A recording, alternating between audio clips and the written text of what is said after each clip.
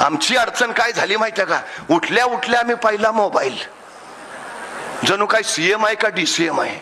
नाही, रात्री काय झालंय महाराष्ट्रात कळलं पाहिजे. आणि काय बघणार, मेसेज गुड मॉर्निंग, गुलाबाची लाल फुलं. नाही तिथं फालतू वेळ घालवतो आम्ही, नाही तिथं. मी वारंवार सांगतो, त्या पोरांकडनं अपेक्षाच करू नका.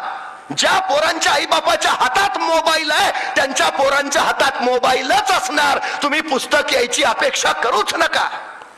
आई बापाच्या हातात पुस्तक आलं ना, पोरांच्या हातात आपोआप पुस्तक येतं. सगळ्यात महत्वाची गोष्ट आहे ती. सगळ्यात आमची अडचण ती झाली आहे. मला एका प्रश्नाचं उत्तर द्या. ऑडी, मर्सिडीज, रेंज रोवर या गाड्यांच्या जाहिराती तुम्ही कधी टीव्हीवर बघितल्यात का? नाही. मोबाईलवर स्क्रोलिंग करताना कधी ऑडीची जाहिरात तुम्हाला दिसलीये का? नाही. का नसतात माहिती आहे?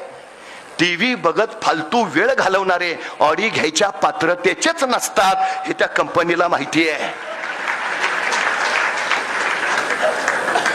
जे मोबाईलवर टाइमपास करताय ना त्याची लायकीच नाही रेंज रोवर घ्यायची. त्याला जाहिरात दाखवून उपयोगच नाही. त्याला जाहिराती कुठल्या? Rummy circle.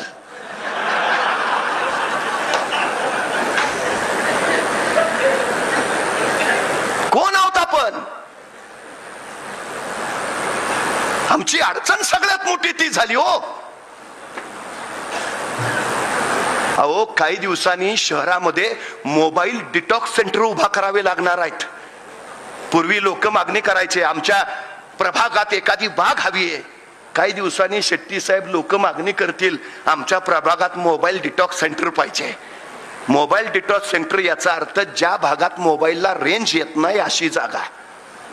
आणखी 5 वर्षांनी डोकं म्हणतील नाही, जरा मानसिक शांतता पाहिजे, जिथं मोबाईलला रेंज नाही तिथं जातो.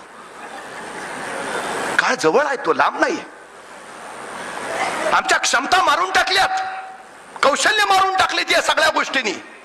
मी परवा एका मुलाला सहज विचारलं, काय रे 100 मीटर पळशील का? ते 2 मिनिटं माझ्याकडेच बघत बसलं. अरे म्हटलं 100 मीटर पळशील का? मग त्याने हळूच विचारलं, 100 मीटर म्हणजे किती? मला लक्षात आलं काय झालं. मी त्याला विचारलं, तू काय खेळ बिळ खेळतोस का? नाही. म्हणला सगळे खेळ खेळतो, क्रिकेट खेळतो, फुटबॉल खेळतो, हॉलीबॉल खेळतो, बॅडमिंटन खेळतो. म्हटलं मग एवढे सगळे खेळ खेळतो, दिवसभर मैदानावरच असतोस का काय? तो म्हटलं मैदानावर नाही, मोबाईलवर खेळतो. म्हटलं मग बरोबर आहे, तुला 100 मीटर कळणारच नाही.